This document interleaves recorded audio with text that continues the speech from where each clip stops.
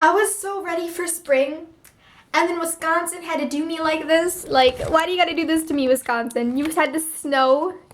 Like, the snow was melting, and then it snowed again. Thank you, Wisconsin.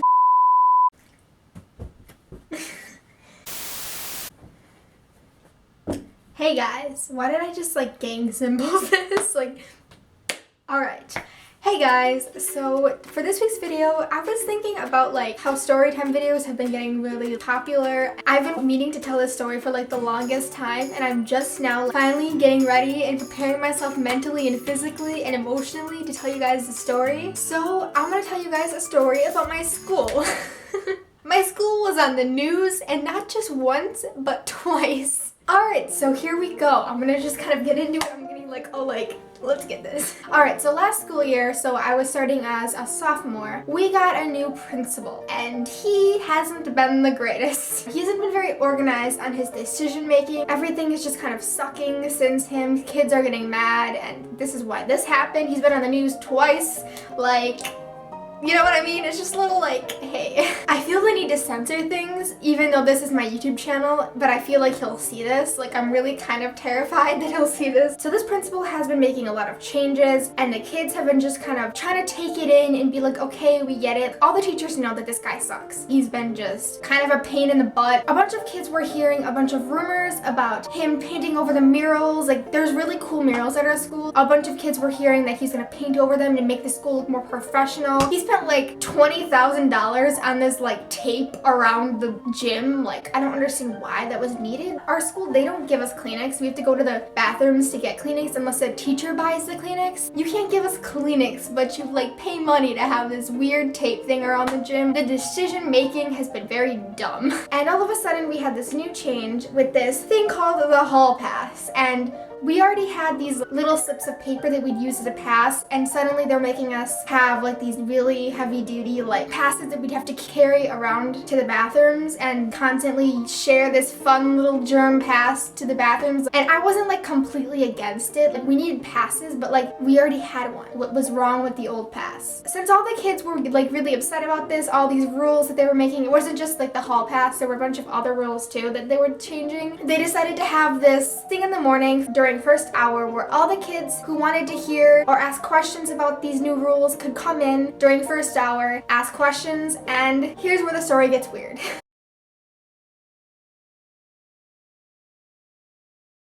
Big story, a wild one. And some called it a riot, others say it was chaotic. Whatever you want to call it, things definitely got out of control early this morning at high school. That's where Fox 6's Myra Sanchik is live tonight to tell us what happened and to show us video of that incident. Good evening, Myra.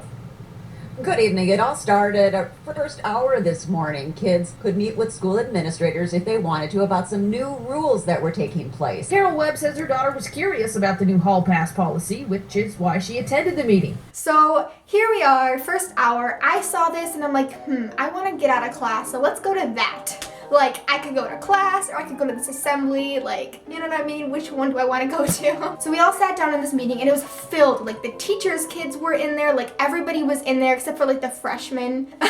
Like, literally the freshmen weren't in there, but like everybody else was. So we started and everyone was just kind of having like a normal conversation. Like, they called up the kids, they stated their point, but the principal would just kind of say things to kind of get them to sit back down. Some of the things were being addressed, which I was happy about. So we kept calling up more kids. And you know that kid who just sucks and ruins it for everybody? That's what sort of happened. So he calls up the kid, and the kid starts walking on the lunch tables with the microphone.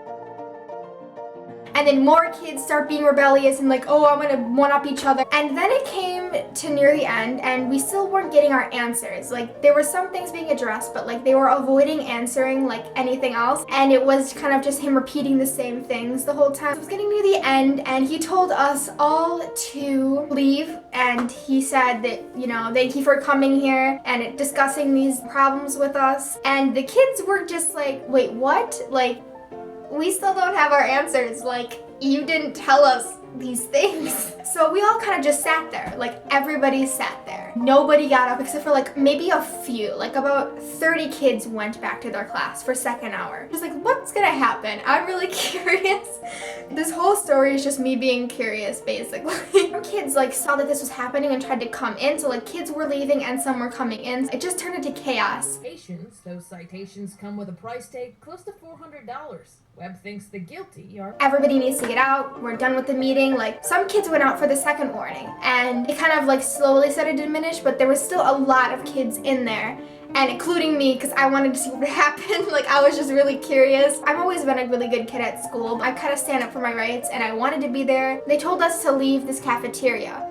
So then we all went to the other cafeteria, and I followed along because I was very curious. Then the police came. They called the police, and the police arrived, and I kind of wanted to see what was going to happen. Like, that's kind of what I was I just wanted to see what was going to happen. So I followed the group to the next cafeteria. The principal was like, you guys need to get out of here too. And then the group of people, like there was a lot of people, we went into the hallways. And me and my friend were like one of the last people like in the line that there was. And then I look around, and I see that there's torn up posters, dumped out garbages. Me and my friend looked at each other, and we're like, this is insane. This is getting kind of scary. I heard them screaming like up there, and me and my friend were kind of like, okay, this is kind of the time we probably should ditch this place. Like, we need to get out of this like line of destruction. And the kids who were doing it were like in the front. Like, there was like only a few kids who were actually making the destruction, because we weren't doing the destruction at all. And we kind of just wanted to get out of this. Like, by this time, like we were just kind of done. As they go up the stairwell, there's like this split, and there's where all the kids were going, and then there was this hallway. And as they called for the lockdown, me and my friend bolted this way because we weren't part of that. Like, we weren't doing that. Like, we weren't destroying the school. So we ran that way. The police went that way. We got into a study hall down the hallway more, and they let us in. So we were in the study hall. Everyone was just kind of like freaking out, talking. It lasted for like an hour and 20 minutes of us being in the study hall. And then for the next 4 days, we had a bunch of police all around our school, like everywhere, because just in case something else would happen, because kids still didn't get their answers solved, and a bunch of the really rebellious kids, they didn't want them to do anything. All the kids that they caught on the cameras who were doing destructive things were suspended. So that's my story on my school being on the news and starting a riot. My school was on the news twice. Alright, for the next story, because I feel like I should probably include this so that you all understand like the extent of this principal. So this year, not that long ago, we took our semester exams. Our principal decided to switch our exams. It wasn't just like, oh, we're switching one little thing. It was like our exam. He decided to switch our exams from like what we were normally doing to this weird, sketchy online exam thing, which only like one other school in like Minnesota was doing. Like, we were the only two schools doing this weird program. Everybody was mad because nobody knew what was on these tests. Like, nobody knew. The teachers didn't know what to teach on. A bunch of teachers who just always talking about how they don't think it's right that they're making us take these exams that aren't fair. And this is like our grade. We're gonna be graded on these exams and nobody knows what's gonna be on. So it sucked. And the principal found out. This teacher, specific teacher, was talking about it a lot, and he decided to put her on suspension. Newark teacher on paid leave for 3 weeks is headed back to the classroom. Tanya Lohr was allegedly disciplined by the school district the same day she raised questions about a new testing mechanism. Fox 6's Brett Lemoyne explains just how community support helped her get back to the books. This teacher puts their students' needs all ahead of their own mind. There's an outpouring of support for high school social studies teacher Tanya Lohr. She told us earlier in the day she was placed on a paid administrative leave for 3 weeks. She believes action was taken because she circulated a teachers union-supported petition to drop a new district-wide testing system. We would keep voicing these concerns, but it didn't really seem like the district was listening. Some members of the community came to Lohr's defense, believing Lohr was doing what was best for students. What is happening to our democracy when teachers are not allowed to circulate a petition? Parent Kimberly Raymer even started her own petition, gathering 1,100 signatures to get Lohr back in the classroom. At Monday's meeting, she expressed her disgust toward district decision makers. The big man doesn't like what the person's speaking out about, so they, just shoo them away. But yeah, that's the stories of my school being on the news twice. So that is the end of this video. I hope you guys enjoyed this. If you guys did, give this a thumbs up. If you guys want to see me tell more of my interesting or weird or funny stories, give this a thumbs up and tell me like what kinds you guys want to see. Comment down any questions questions you guys have for me because I want to be able to do Q&As, and the more questions I have, the better, and you may be featured in a video. All my social media links will be linked below. I have Snapchat, Instagram, Twitter, but I don't have anybody following my Twitter. I tweet to like nobody. I feel very lonely there. Alright, I don't think I have anything else to say, and I feel like I should get to editing because I have a lot of stuff to do, so I will see you guys soon. 7, 6, 5, 4, 3, 2, 1.